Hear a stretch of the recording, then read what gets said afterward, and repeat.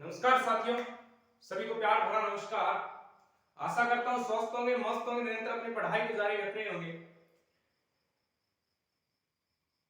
तो आज अपन शुरू करेंगे माही नदी के बारे में, और उससे पहले कुछ एक जो आज का हमारा सुविचार है उसके बारे में चर्चा कर लेते हैं। ना पूछो कि मेरी मंजिल कहाँ है, ना पूछो कि मेरी मंजिल कहाँ है, अभी तो सफर का इरादा किया है। ना पूछो कि मेरी मंजिल कहाँ है, अभी तो सफर का इरादा किया है। ना हारूंगा हौसला भर, ना हारूंगा हौसला भर, ये मैंने किसी और से नहीं खुद से वादा किया। ये मैंने किसी और से नहीं खुद से वादा किया है। ना पूछो कि मेरी मंजिल कहाँ है, अभी तो सफर का इरादा किया है। ना हारूंगा हौसला भर, ना हारूंगा हौसला उम्र भर, ये मैंने किसी और से नहीं बल्कि खुद से वादा किया है। तो नमस्कार साथियों, एक बार फिर आप सभी का स्वागत है आपके अपने YouTube channel angle study point पे। तो आज अपन शुरू करने जा रहे हैं अरब सागर की जो नदियां चल रही थी उसी के बारे में चर्चा करेंगे और उसी को आगे बढ़ाएंगे। तो आज अरब सागर की नदियों के बाद में हमने लूणी नदी के बारे में चर्चा की। लूणी नदी के बारे में पढ़ा कैसे क्या होती है लूणी नदी।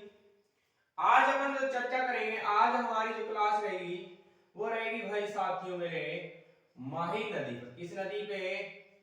आज की क्लास में हम माही नदी के बारे में जानने की चर्चा करेंगे, तो बने रहिएगा साथियों। क्लास के एंड तक माही नदी के बारे में अपन चर्चा करेंगे कि माही नदी का उद्गम कहां से होता है, विलीन कहां होती है, किन किन क्षेत्रों में बहती है, उन चीज पर आज अपन चर्चा करने वाले हैं।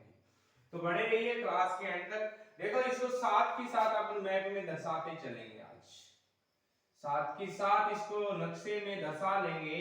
ये लो भाई, अपने को इतने की जरूरत है, ज्यादा नहीं। देखो सबसे पहले तो मैं बता दूं कि आपको जब क्लास में बैठो, जब भी क्लास में बैठो तो एक साफ कॉपी और पेन साथ में लेके जरूर बैठना। साफ कॉपी और पेन साथ में जरूर रखना, ताकि जो जो बातें बताई जाए बिन सागे सागे लिखता जाइए। तो टाप लो इन्हें। देखो अब आपको पढ़ाऊंगा माही नदी। कौन सी नदी पढ़ेंगे? तो गुरुजी माही नदी पढ़ाऊंगा। किसी पढ़ाऊंगा? तो गुरुजी माही नदी। तो माही नदी की फिर पहले बना दे माही नदी। माही नदी का अपन क्या करेंगे? तो गुरुजी यहाँ पर निकालना पहला इनका उद्गम, यानी कि क्या करना है, इसका उद्गम करना है। कहां से इसका उद्गम होता है, किस क्षेत्र में जाकर विलीन हो जाती है, उस चीज के बारे में आज अपन चर्चा करते हैं। तो यहाँ एक अपने पढ़ा था मध्य प्रदेश पड़ता है। क्या पड़ता है भाई? मध्य प्रदेश। तो यहाँ एक पहाड़ी पड़ती है, उस पहाड़ी का नाम है अमरोरू की पहाड़ी। किसकी पहाड़ी भाई? तो मैं बोलते हैं गुरुजी अमरोरू की पहाड़ी। किस राज्य में पड़ती है? तो अपन मध्य प्रदेश में करते हैं। कहां पड़ती है भाई? तो सर मध्य प्रदेश में। कहां पड़ती है? मध्य प्रदेश में। अमरोरू की पहाड़ी जिला पूछ लिया जाए तो यहां लिख देना भाई मेरा गुरुजी अठ जिलो आवा थारो धार जिलो। कौन सा? धार जिला। अगर पूछ लिया जाए अमरोरू की पहाड़ी किस श्रेणी की है तो यहां लिख देना विंध्याचल श्रेणी। अरे समझ में आ रहा है? समझ में आ रहा है? किनको नहीं मांडिया? किसने को नहीं बताओ? कहां से नहीं आया समझ? अरे गुरुजी माने तो आवे जनाब। देखो विंध्याचल श्रेणी जिला धार। अगर पूछ लिया जाए राज्य तो सर राज्य हो जाएगा मध्य प्रदेश, एमपी। अगर गांव पूछ लिया जाए तो मिंडा गांव हो जाएगा। किसो गांव हो जाएगा? क्या गुरुजी अब मैं उद्गम निकाल था। कैसे निकालोगे? कि सर मध्य प्रदेश के धार जिले के मिंडा गांव की विंध्याचल श्रेणी की अमरोरू की पहाड़ी से निकलती है भाई। निकल गई तो निकल गई। ये लो, ये जा रही, देखो यो जा रहा है।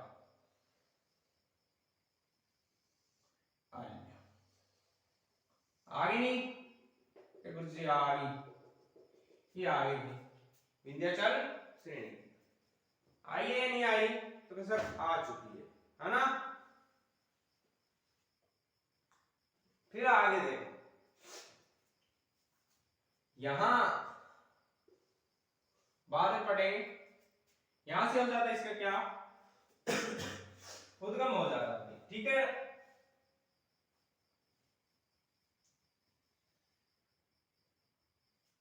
फिर आगे देखो, ये विलीन जाकर हो जाएगी कहां पर, कि सर गुजरात में, कहां हो जाएगी साथियों, गुजरात में विलीन हो जाएगी। अब यहां से देखो ये कितने जिलों में बहती है, और यहां राजस्थान में, इधर गुजरात में, अपन चर्चा करेंगे।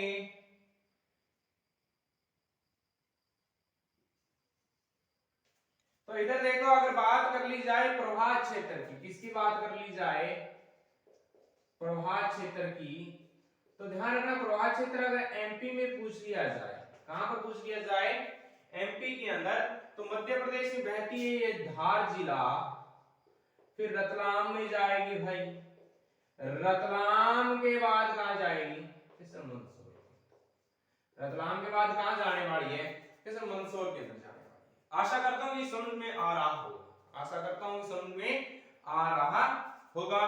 तो ये कहां जाएगी एमपी के अंदर, चल धार, रतलाम और मंदसौर के अंदर चली जाएगी, धार, रतलाम और मंदसौर में चली जाएगी भाई।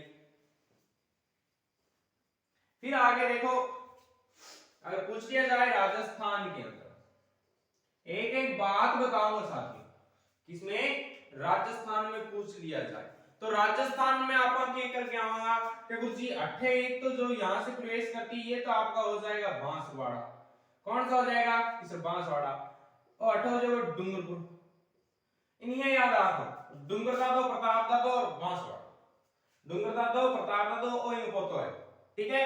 एक तो डूंगरदादो गयो, एक हो जाएगा थारो, और कुछ अट्ठा प्रतापदादो आ जाएगा, किसे दादो आ जाएगा, प्रताप, यानी कि प्रतापगढ़, डूंगरपुर,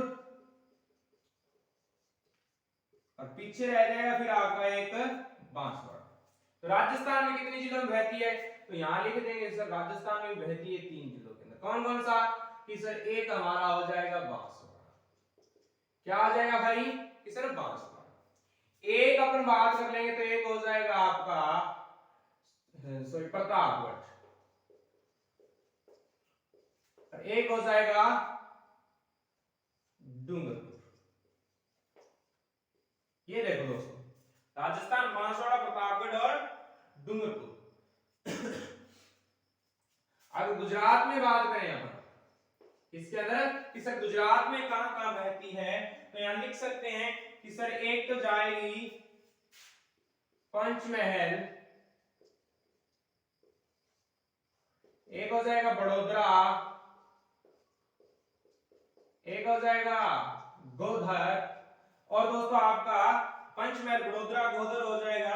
और भी बात करें तो गुजरात के अंदर तो आपका एक और आ जाता है जिसका नाम है महिसागर, गुजरात में एक और आ जाता है जिसका नाम क्या है, महिसागर। तो इधर देखो अब साथियों, समझ में आ रहा है या नहीं आ रहा, समझ में आ रहा है तो दोस्तों कमेंट जरूर कर दिया करो कि सर हमें समझ में आया है, पूरी क्लास समझ में आती है, नहीं तो मैं और आसान तरीके से लाने का उसको प्रयास करूंगा, ठीक है। अब देखो राजस्थान में प्रवेश कहां होती है, यहां लिखते हैं अपन, अपने इतनी चीज ज्यादा नहीं चाहिए, इसी को भी मिटो दो बस। अब लिखते हैं राजस्थान में प्रवेश, प्रवेश लिख लो इस तरीके से, इस तरीके से लिख लिया, कैसे लिख लिया, लिख लिया तो फिर इधर देखो, अब पूछ लिया जाए राजस्थान में कहां से प्रवेश करती है, किसके अंदर ज्यादा में देखो, मेरी वो तो है नहीं कि इसको वो कहते हैं, कहते कुत्ते वाला तो लिखवाऊंगा नहीं, सीधा शॉर्ट में बनाऊंगा और शॉर्ट में याद हो जाएगा, ज्यादा कुछ नहीं लिखवाऊंगा कि हाँ ठीक है इसको ये कहते हैं राजस्थान में प्रवेश यहां से करती है, ये यहां यूं वाला कुछ नहीं लिखाऊंगा, सीधी सी बता दूंगा कि यहां से राजस्थान में आ जाएगी, ठीक है। ज्यादा अपने नहीं पढ़ना, अरे ज्ञान इकट्ठा कौन करना, अपन नौकरी लागना, अपन की करना है, नौकरी लागना ज्यादा, ठीक है। ज्ञान इकट्ठा करने उम्र घनी पड़ी है, बीटेम कर लीजिए। राजस्थान में देखो, राजस्थान में पूछ लिया जाए तो राजस्थान में प्रवेश कहां से कर जाती है, तो यहां लिख सकते हैं कि सर खादू गांव, खादू गांव बांसवाड़ा पड़ता है, कहां पड़ता है, कि सर खादू गांव पड़ता है बांसवाड़ा। यहां से देखो, यहां खादू गांव, कौन सा गांव, कि सर खादू गांव, बांसवाड़ा से क्या होता है, तो सर खादू गांव बांसवाड़ा से ये राजस्थान में क्या कर जाती है, किसके अंदर, खादू गांव बांसवाड़ा से राजस्थान में प्रवेश कर जाती है। बताओ समझ में आया या नहीं आया, बताओ कहां से नहीं आया, बताओ।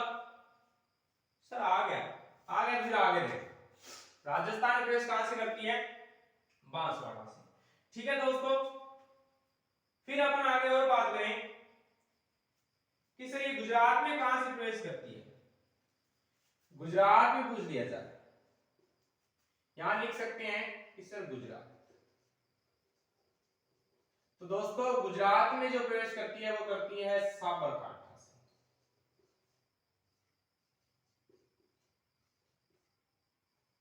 कहां से साथियों, तो यहां देखो पड़ता है आपका साबरकांठा। ठीक है, फिर आपने देखो इसका उद्गम पढ़ा था कि सर मिंडा गांव जिला धार, मध्य प्रदेश के धार जिले के मिंडा गांव की विंध्याचल श्रेणी अमरोरू के पहाड़ से इसका उद्गम होता है। अगर पूछ ली जाए साथियों विलीन कहां होता है, तो लिख देना विलीन होता है इसका खंबात की खाड़ी में, खंबात की खाड़ी में इसका क्या हो जाता है, विलीन हो जाता है। समझ में आई या नहीं आई बात, सर समझ में आ रहा है, तो चलो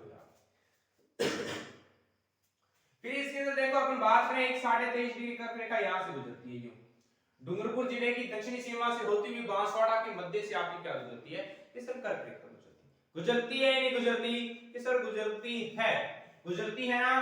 तो इधर देखो फिर एक बार यूं जाएगी तो एक तो यहां से काटेगी ये ऐसे, और एक वापस आएगी तो ये काटेगी। तो लिखना यहां पर, और लिखना चाहे तो सर कर्क रेखा को 2 बार काटती है, कर्क रेखा को 2 बार काटती है।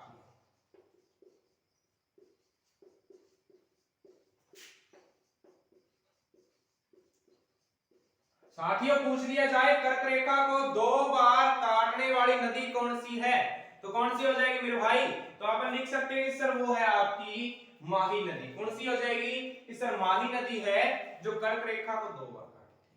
मैं बता देता हूं, पुनरावृत्ति कर रहा हूं, देख लो दोबारा इस चीज को दोबारा समझाता हूं कि उद्गम कि सर राजस्थान में मिंडा गांव के जिला धार मध्य प्रदेश की अमरोरू की पहाड़ी से इसका क्या होता है, उद्गम होता है।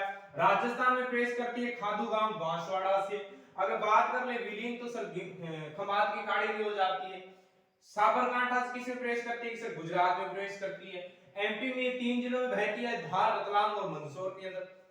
राजस्थान में 3 जिलों में बहती है, बांसवाड़ा, प्रतापगढ़ और डूंगरपुर में। गुजरात में बात करें तो पंचमहल, बड़ोदरा, गोधर और महिसागर में बहती है। ठीक है, और कर्क रेखा को 2 बार काटने वाली नदी कौन सी है, तो अपन लिख सकते हैं सर माही नदी है। देखो इसमें गुजरात में कितना आता है, गुजरात के अंदर अपवाद क्षेत्र, तो ध्यान रखना गुजरात में 55%, गुजरात में कितने प्रतिशत, सर 55%, कितने प्रतिशत जाती है, 55%, कितने प्रतिशत जाती है भाई, तो सर यहाँ लिख सकते हैं गुजरात के अंदर 55%। और अगर पूछ लिया जाए राजस्थान में तो कितना हो जाएगा, कि सर 45%, राजस्थान कितना हो जाएगा, 45%। तो दोस्तों इसको थोड़ा सा उतार लो, फिर आगे लिखाने वाली बातें हैं वो मैं आगे लिखूंगा, क्योंकि जो समझने वाली बातें थी इसको अपने एक बार मैप और बना लेंगे, कोई दिक्कत नहीं है, घबराना नहीं है, बीपी नहीं बढ़ानी है, मैप आपका एक और बन जाएगा। इसको थोड़ा सा स्क्रीनशॉट ले लीजिए ताकि फिर अपन आगे बढ़े, फिर अपन क्या करें, आगे बढ़े।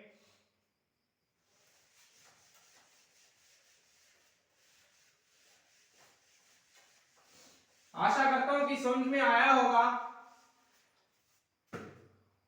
अपनी नदी चल रही है, देखो जी हमारी नदी चल रही है माही नदी। कौन सी नदी, सर माही नदी। बना ले फिर, बना ले गुरुजी, आ देखो, आ कितनी बूढ़ी हुई है।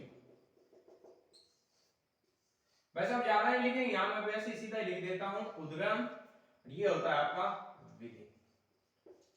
ठीक है दोस्तों, ज्यादा नहीं पढ़ेंगे।